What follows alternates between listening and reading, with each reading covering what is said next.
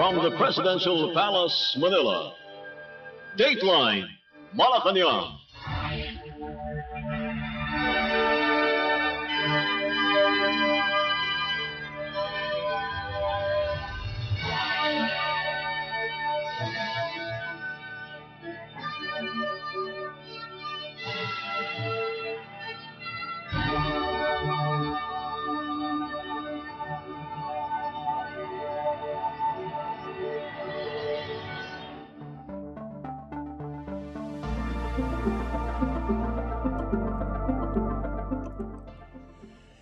Good day.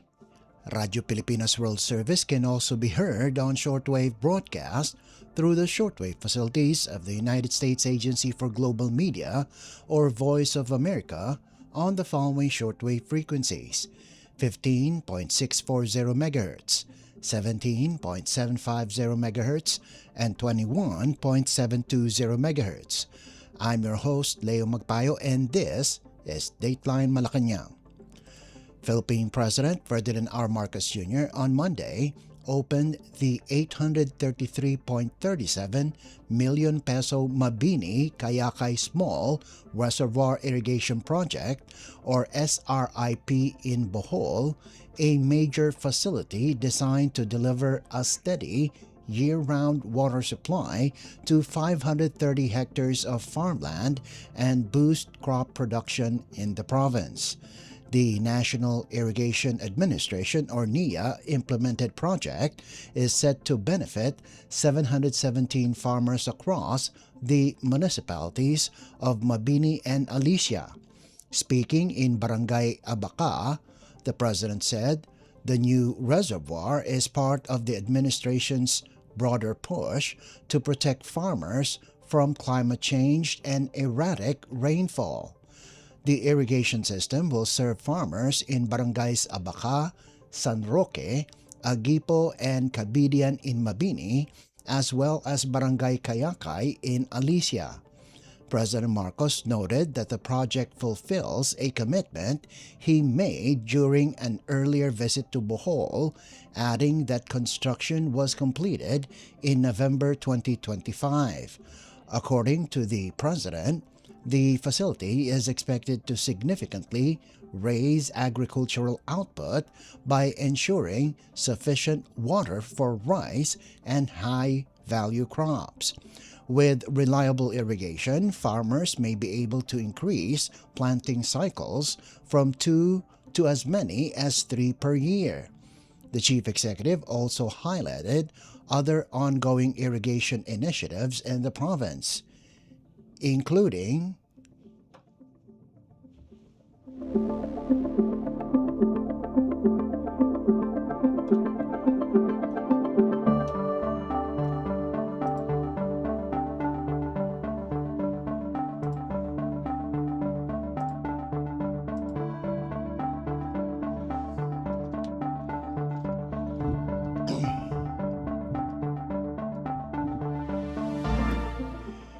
The chief executive also highlighted other ongoing irrigation initiatives in the province, including the Bonot Bonot Irrigation Project in Buena Vista and the Hibale Irrigation Project in Danao, underscoring the administration's continuing efforts to strengthen food security and agricultural productivity in Bohol. Ito ay isa sa ating mga mahalagang hakbang upang tulungan ang mga magsasakang matagal nang umaasa lamang sa ulan upang magpalago ang kanilang mga pananim. Kapag pabago-bago ang panahon, matagal ang tagtuyot o kulang ang ulan, kayo ang naapektuhan. At higit pa rito, mas pinalala pa ng pagbabago ng klima ang inyong mga panganib at pangamba. Ayon sa ating datos, malaki ang posibilidad na makakaranas ang bansa ng matinding El Nino na maaring tumagal hanggang sa susunod pa na taon, 2027. Kaya't sa ilalim ng administrasyon, ating itinaguyod ang mga SRP, mga small irrigation project na ganito, kabilang nito, sa Mabini Kayakay, upang mapataas ang kita ng ating mga magsasaka at maging mas matatag naman ang labuan sa sakuna. Halos 2 taon na ang nakalipas mula nang magpunta ako sa Bohol upang maghatid ng tulong sa ating mga magsasaka at mga mangingisda. Sa aking talumpati noon, ibinahagi kong malapit nang matapos ang Mabini Kayakay irrigation project. Ang aking muling pagbisita ngayon ay patunay sa ating pangakong natupad sapagkat natapos na rin natin atong Mabini Kayakay Strip noong nakaraang Nobyembre. Sa pamamagitan ng proyektong ito, masusuportahan ang irigasyon sa 530 hektarya na sakahan sa 5 barangay sa Bambini at Alicia dito sa Bohol. Dahil sa sapat na supply ng tubig, inaasahan nating tataas ang ani, lalo na ng palay at mga high-value vegetable crops. Philippine President Ferdinand R. Marcos Jr. Dateline Malacañang.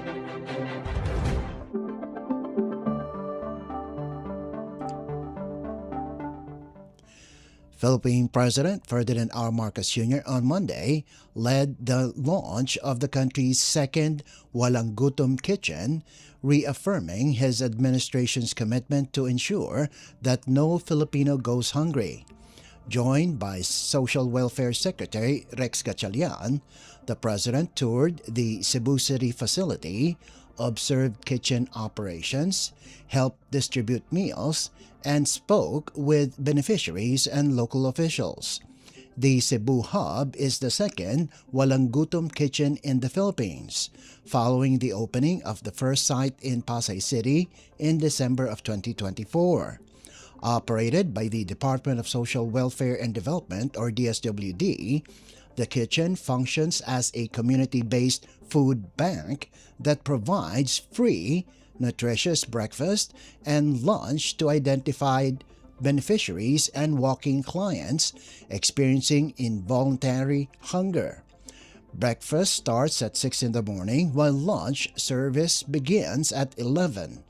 The facility also serves as a comprehensive community service hub, offering immediate food assistance to homeless individuals and other vulnerable groups. The Walang Gutom Kitchen is a key component of the broader Walang Gutom program, or WGP, the administration's flagship anti-hunger initiative launched in 2023 and institutionalized through Executive Order No. 44 in 2024. The program was created under the President's directive to address food insecurity and reduce hunger among low-income families. A measure is currently pending in the House of Representatives seeking to institutionalize the WGP as a permanent national program aimed at reducing hunger, supporting poor households, and strengthening local agricultural production. President Marcos said the Cebu facility demonstrates the government's continuing effort to expand access to nutritious meals and build a nationwide network of community kitchens. Ito yung pangalawang pinuntahan natin na feeding program, walang gutom program. Pangalawa ito. Sa itong ganitong klaseng center ay nakakapagpakain tayo ng mga 200. At pwedeng balik-balikan hanggat maubos yung pagkain, pwede silang pabalik-balik dito dahil walang problema. Ang ginagawang sistema, pagpasok dito, i-register sila, nagkakaroon sila ng ID para malaman din namin kung sino yung mga hindi talaga madalas kumain para mabigyan natin ng tulong. So patuloy lang ito, walang gutom program. At marami namang nagpapasalamat kami sa ating mga partner na sa yung Hotel Association, tapos yung mga Restaurant Association na nagbibigay din, nagdo-donate sila ng pagkain para sa ating walang gutom program. Ito yung pangalawa, after this will be Zamboanga. Sa Zamboanga naman natin na ibubuo ito. So patuloy lang ito, lalong-lalo na ngayon na tumataas ang presyo ng pagkain dahil sa pagtaas ng presyo ng langis. So abangan at basta patuloy lang kami na tuloy-tuloy na magsusuporta at sana ay mabawasan na yung nagugutom at sana dumating ang araw na wala nang gutom na Pilipino. Yun naman talaga ang aking pangarap para sa atin. Philippine President Ferdinand R. Marcos Jr. Dateline Malacañang.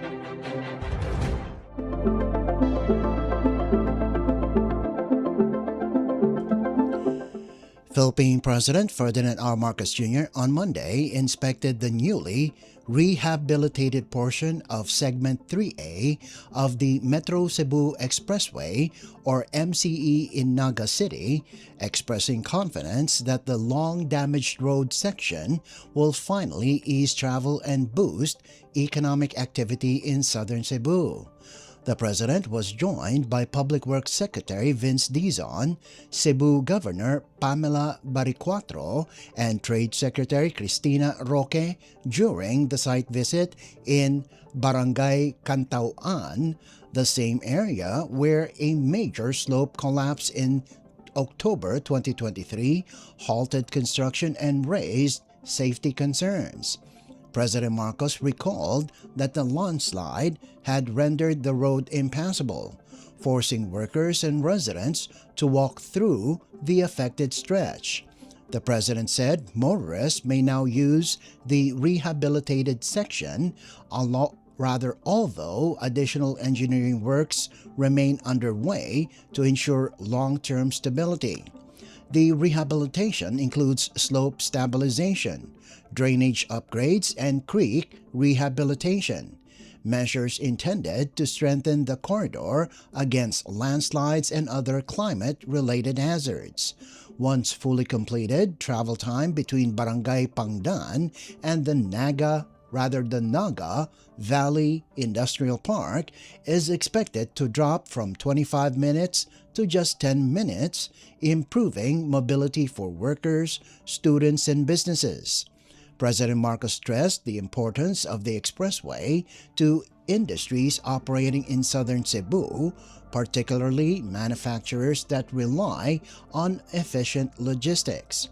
Segment 3A spans 4.55 kilometers of the 56.94-kilometer Metro Cebu Expressway, a major north-south road network linking Naga City to Danao City.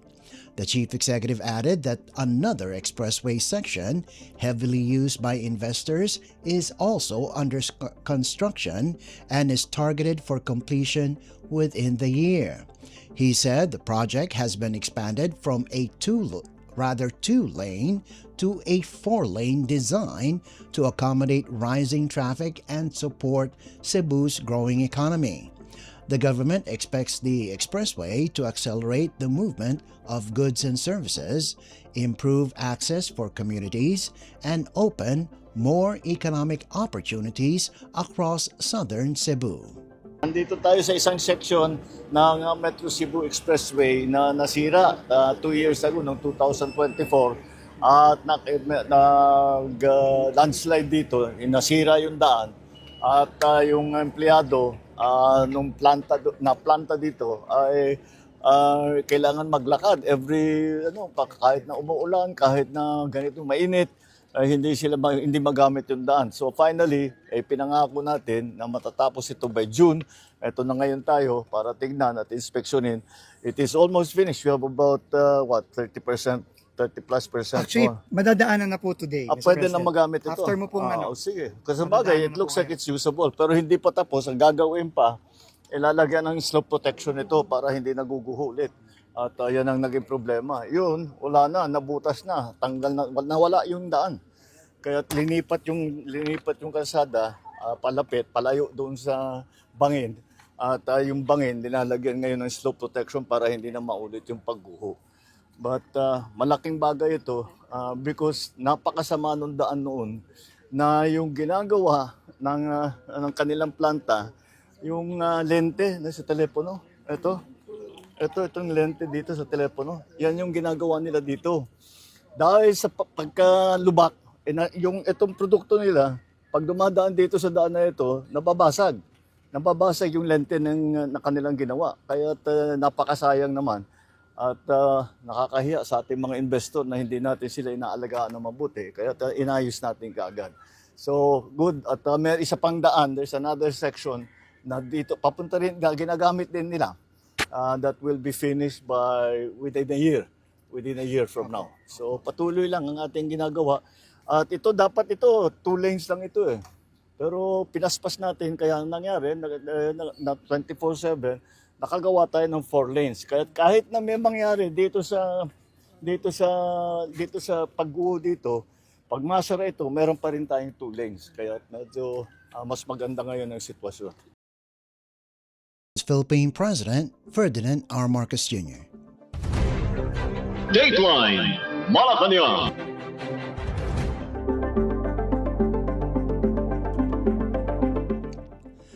Philippine President Ferdinand R. Marcos Jr. on Monday inspected ongoing rehabilitation efforts along the Mananga River in Talisay City, Cebu, as the government ramps up interventions under its Oplan Kontra Baha program to reduce flood risks in the province.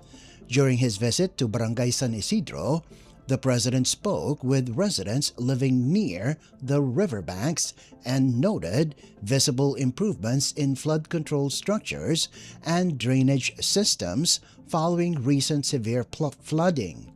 President Marcos said engineers have modified portions of the river system to slow down water flow and improve drainage capacity, ensuring floodwaters can exit more efficiently instead of stagnating during heavy rains. The chief executive also highlighted the continuing relocation of families previously residing in designated no-build zones in coordination with local governments.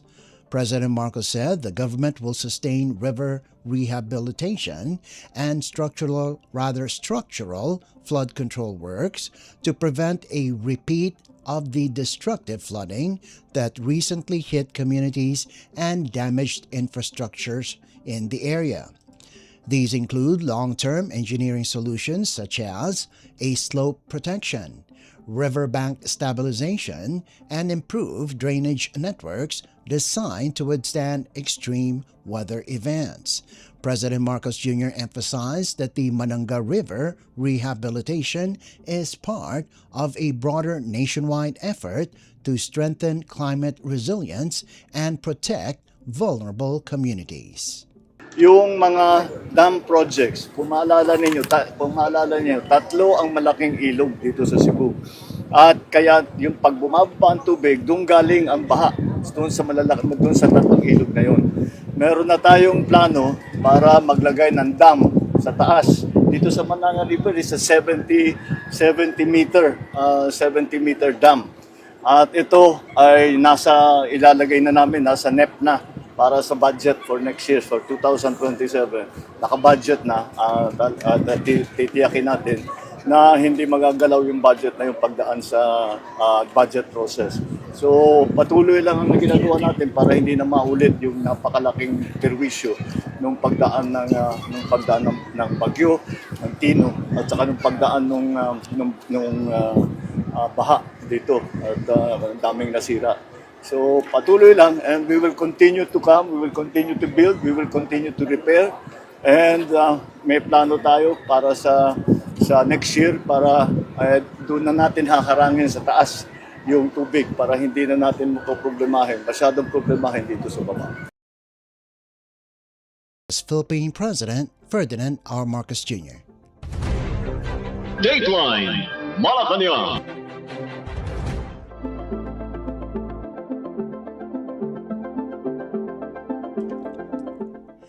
Still on Monday, Malacañang said President Ferdinand R. Marcos Jr. was deeply saddened by the fatal shooting inside a public high school in Tacloban City that left 3 people dead and 5 others injured, directing authorities to conduct a thorough investigation and tighten security in schools.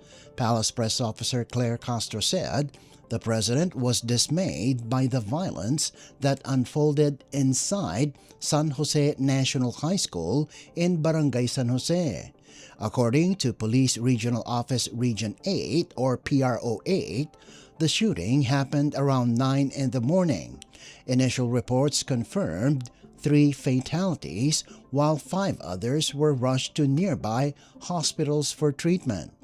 Castro said President Marcos has ordered law enforcement agencies to ensure a comprehensive investigation and reinforce public safety, especially in learning institutions. Police said one suspect, identified as a child in conflict with the law or CICL and a resident of Barangay San Jose, was arrested shortly after the incident. A second suspect who initially fled was later apprehended. The Tacloban City Police Office and PRO 8 are continuing their probe to determine the motive behind the attack. Dateline Malacañang.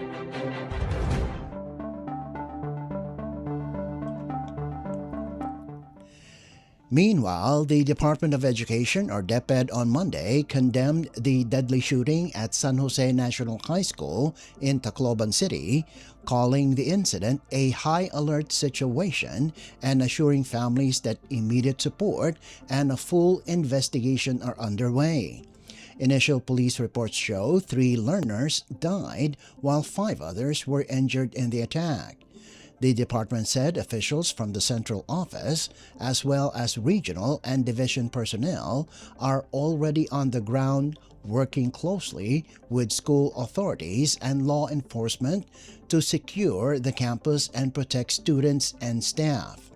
DepEd stressed that the well-being of learners and personnel remains a top priority, noting that psychosocial support teams and medical assistants are being mobilized for affected students and staff. The agency also urged the public to respect the privacy and dignity of all children involved, given the sensitivity of the case. A thorough and impartial investigation is now being conducted in coordination with authorities. Dateline Malacañang.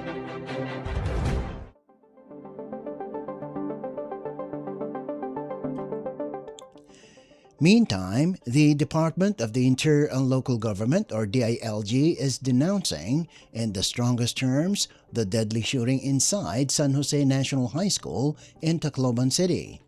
The attack claimed the lives of 3 students and left several others wounded, sending shockwaves through the school community and the wider city. In a statement, the DILG underscored that schools must remain safe spaces, places where students, teachers, and personnel can focus on learning without fear of violence. The agency stressed that no one inside a campus should ever feel threatened or unsafe. Following the incident, the DILG has ordered the Philippine National Police or PNP to conduct a full and thorough investigation. The PNP has also been instructed to coordinate closely with the Department of Education and local governments to review existing security protocols, identify vulnerabilities, and implement stronger protective measures in public and private schools nationwide. The department assured the public that it is working hand in hand with national agencies and local authorities to reinforce campus safety and prevent similar incidents. Officials emphasized that ensuring a secure learning environment is a shared responsibility across government.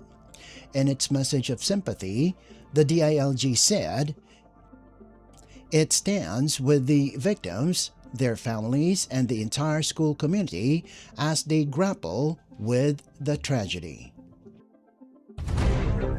Dateline Malacañang.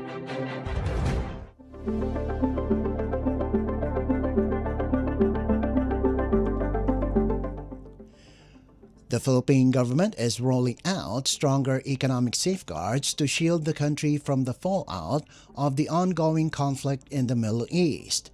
Officials confirmed that the Philippines is seeking to borrow up to 1.5 billion US dollars or roughly 88 billion pesos from the Asian Development Bank or ADB to support the administration's wide-ranging the Unified Package for Livelihoods Industry, Food and Transport or UPLIFT program.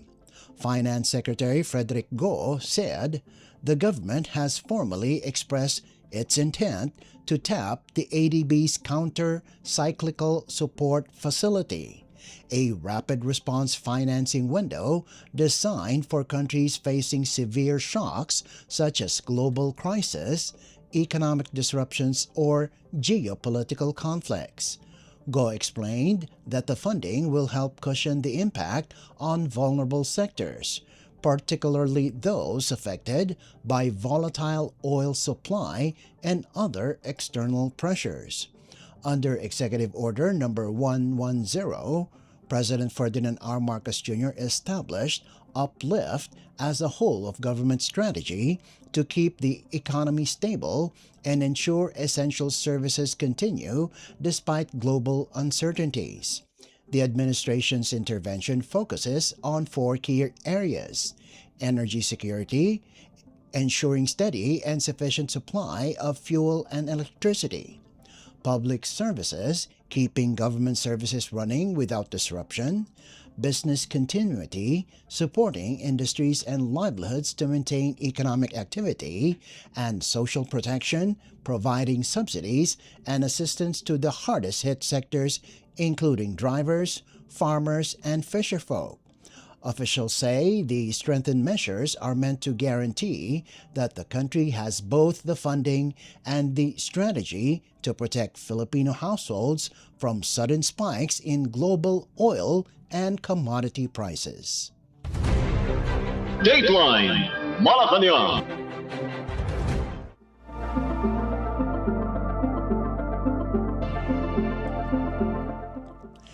In other news, the Department of Migrant Workers or DMW is now probing a possible illegal recruitment and human trafficking network after 24 Filipinos detained in Russia for more than 9 months were flown home. DMW Secretary Leo Magpayo says the group was released by Russian President Vladimir Putin following President Ferdinand R. Marcos Jr.'s request during their bilateral meeting in Kazan. Initial DMW interviews show many of the workers had previous overseas records in Hong Kong, Singapore, Saudi Arabia, and the United Arab Emirates, while others went straight to Russia. Investigators are documenting each case to determine how the workers were recruited and transported. Most ended up as cleaners in Yakutsk and an 8-hour flight from Moscow, pointing to what officials describe as a pattern of targeting Filipinos for cleaning jobs. Kakdak cited cases of workers recruited in Hong Kong who were charged up to 200,000 pesos or subjected to salary deductions, calling the situation a clear sign of potential trafficking. DMW Undersecretary Bernard Olalia says many of the workers bypassed legal migration channels and entered Russia on tourist visas or through brokers and illegal recruiters. The repatriated Filipinos are now under the care of DMW, Overseas Workers Welfare Administration, and other agencies as authorities build cases against those who lured them into irregular employment abroad. Dateline Malacañang.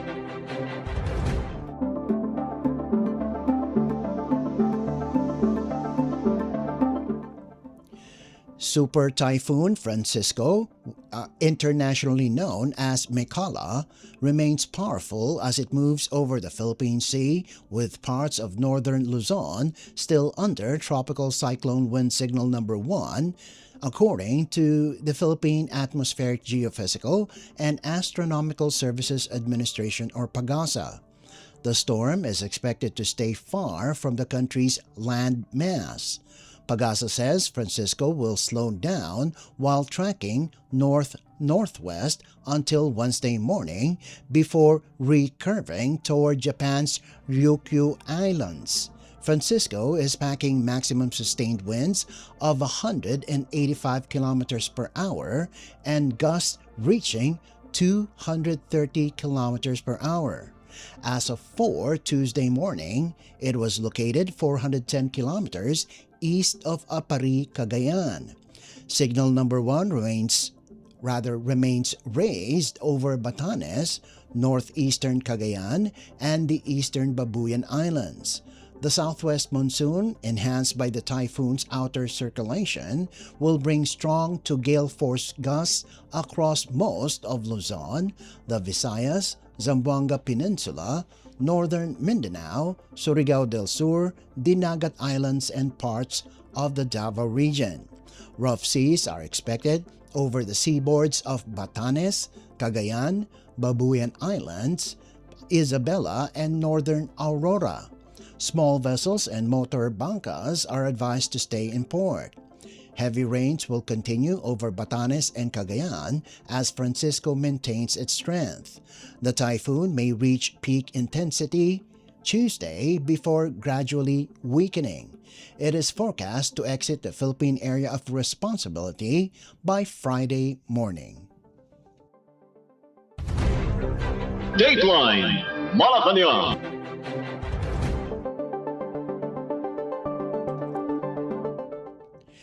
Meanwhile, the Department of Social Welfare and Development, or DSWD, has begun shipping critical relief supplies to Batanes as Super Typhoon Francisco intensifies over the Philippine Sea, placing Batanes and northeastern Cagayan under signal number 1.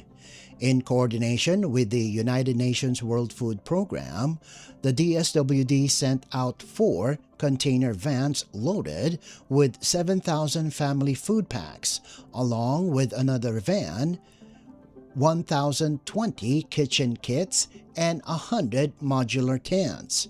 The shipments are expected to reach Basco between June 24 and 25. Their arrival will raise Batanes' total stockpile to 24,034 family food packs, reinforcing the 17,034 already pre-positioned in the province. DSWD Assistant Secretary Irene Dumlao says the agency's Buong Bansa Handa program under Secretary Rex Gatchalian ensures 2 active supply chains so relief can be deployed without delay. She emphasized that the department is responding simultaneously to needs in Mindanao and preparing for possible impacts in Luzon, stressing that assistance will not wait for days before reaching affected communities. Nationwide, the DSWD has pre-positioned 4.7 million family food packs across regional warehouses to support local governments during emergency operations. Dateline Malacañang.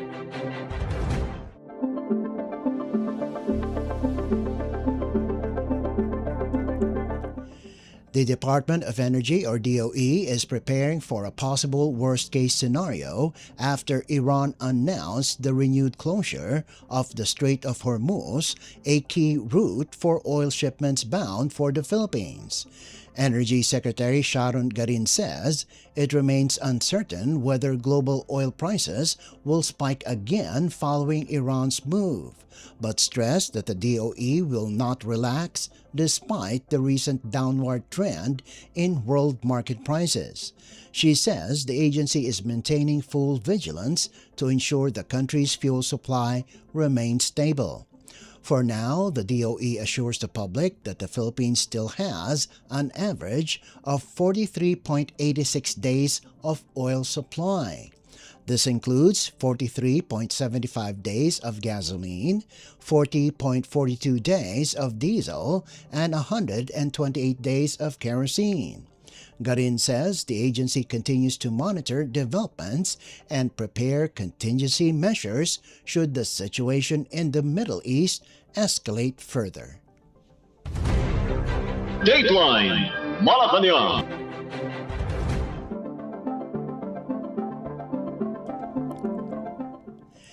And finally, following a series of violent incidents in schools, the Council for the Welfare of Children, or CWC, is calling for stronger campus safety measures to protect learners.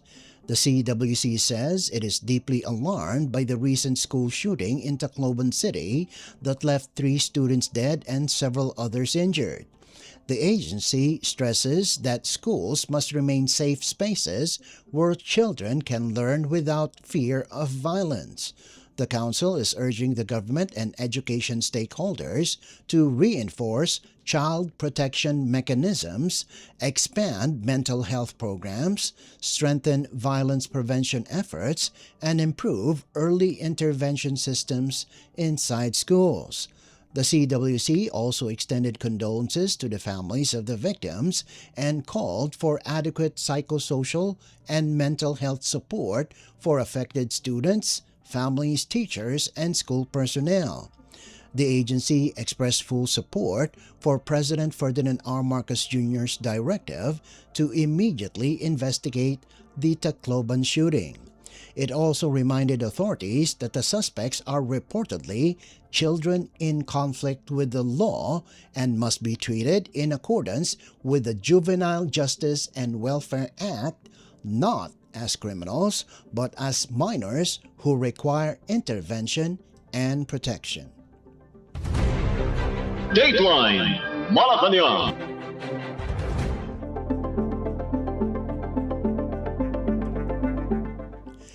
Before we conclude our program, Radyo Pilipinas World Service of the Presidential Broadcast Service can be heard over the following shortwave frequencies: 15.640 MHz, 17.750 MHz, and 21.720 MHz. Radyo Pilipinas World Service is also live on audio streaming. Just download Evox PBS Receiver on your Google Play Store or the App Store from your Apple phone. You can also visit our Facebook page and YouTube channel. Just type in and search for Radyo Pilipinas World Service. Kindly subscribe, like, and share our posts as well. And that concludes this edition of Dateline Malacañang. For Radyo Pilipinas World Service, this is Leo Magpayo. Good day and stay safe. From the Presidential Palace, Manila, Dateline Malacañang.